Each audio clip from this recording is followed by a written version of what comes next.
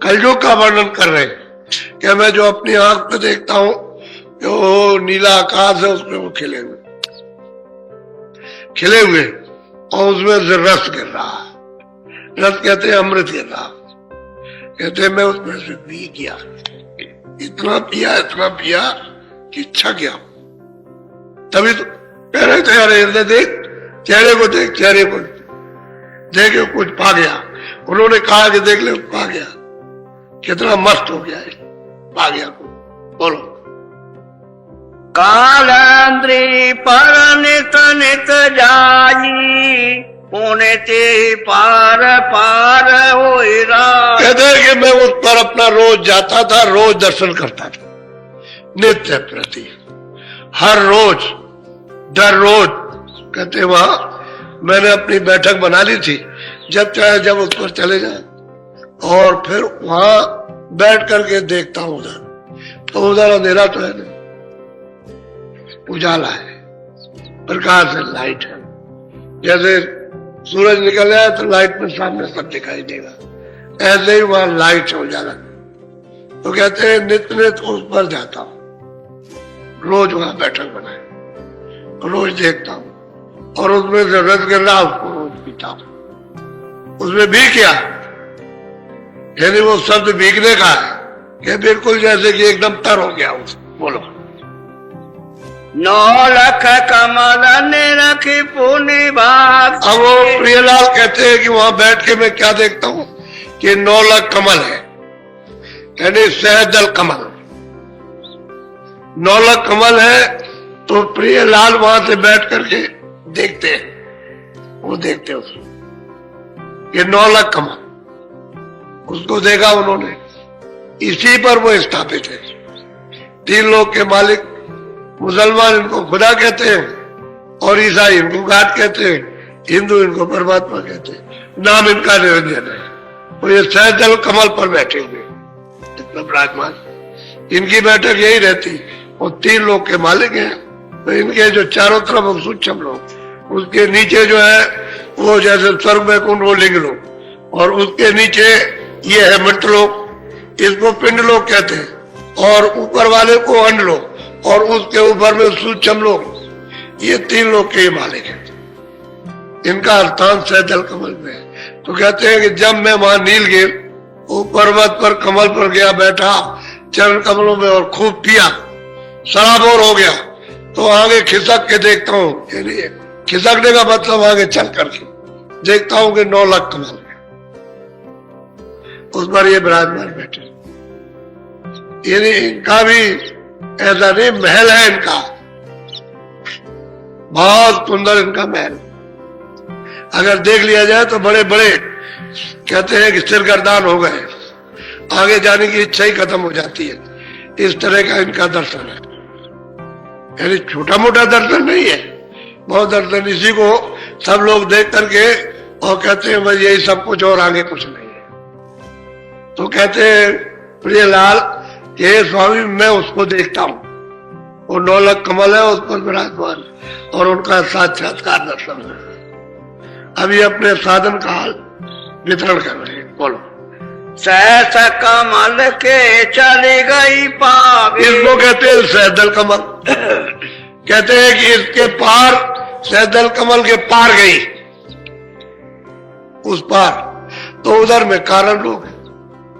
जब पार जाएगी तो कारण लोग हैं, और यहां पहुंच करके नीचे सब दिखाई देता, नीचे का जितने भी लोग हैं सब दिखाई देगा, कोई बाकी नहीं। साहब यहां भी दिखाई देगा, वहां भी नरक भी दिखाई देगा, वहां ब्रह्मांड में वो भी दिखाई देगा, और बहुत लोग हैं इसी सहजल कमल में।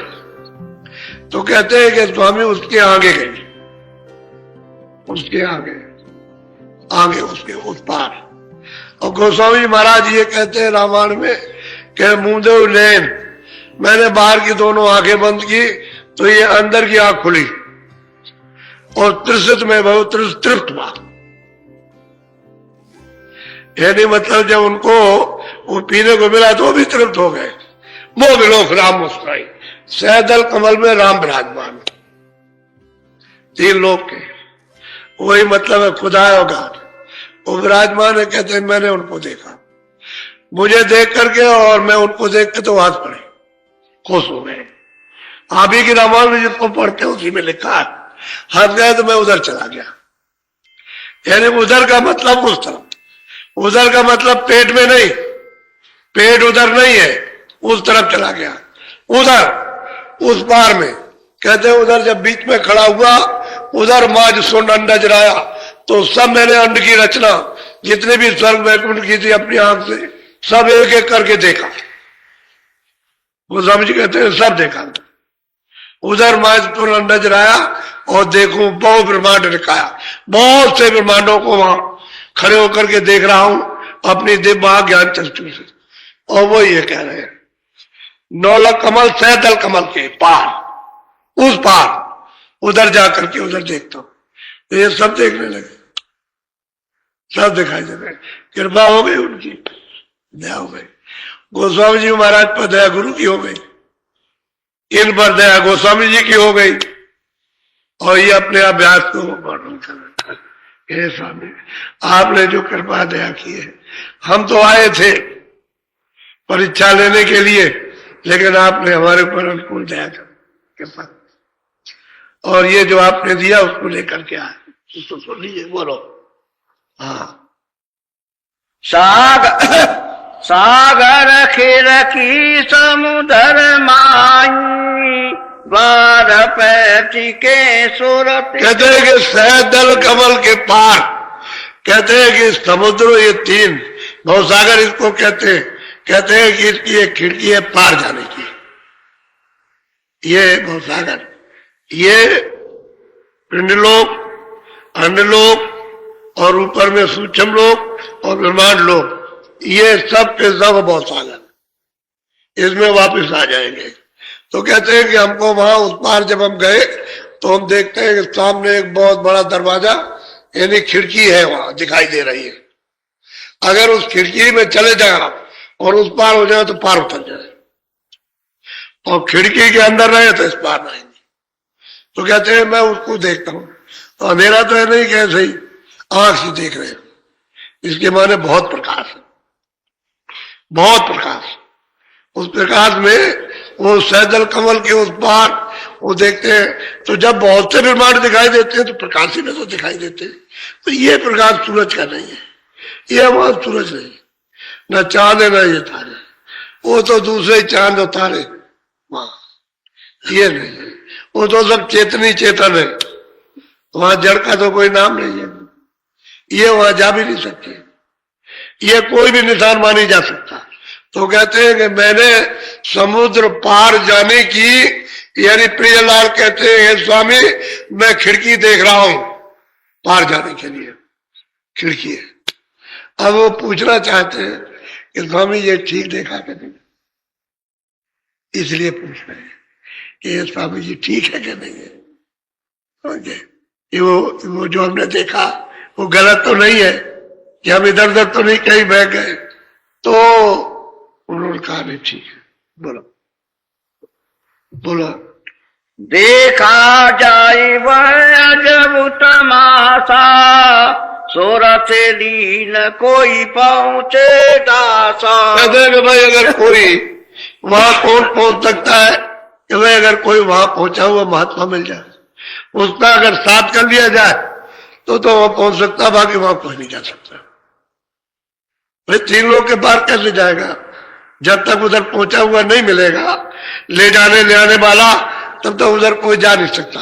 अच्छा और कौन सुनेगा, जो देख करके बता रहे हो सुनेगा कौन, जो जानने वाला होगा वही तो सुनेगा, दूसरा कोई नहीं सुन सकता। बोलो। अधर उधर मरे माई बाटा, अंड फोड़ता चढ़ गई घाट। अब वो कहते हैं कि भाई इधर उधर इसी के बीच में रास्ता है, वो तो खाने की धार है कि सुरग को अगर साध लिया, दृष्टि को अगर साध लिया और इधर उधर किसी दृष्टि में बहकी नहीं, और सीधी मतलब है सद गई, सीधा निशाना लगाया, क्योंकि बड़े चित्र हैं, बड़ी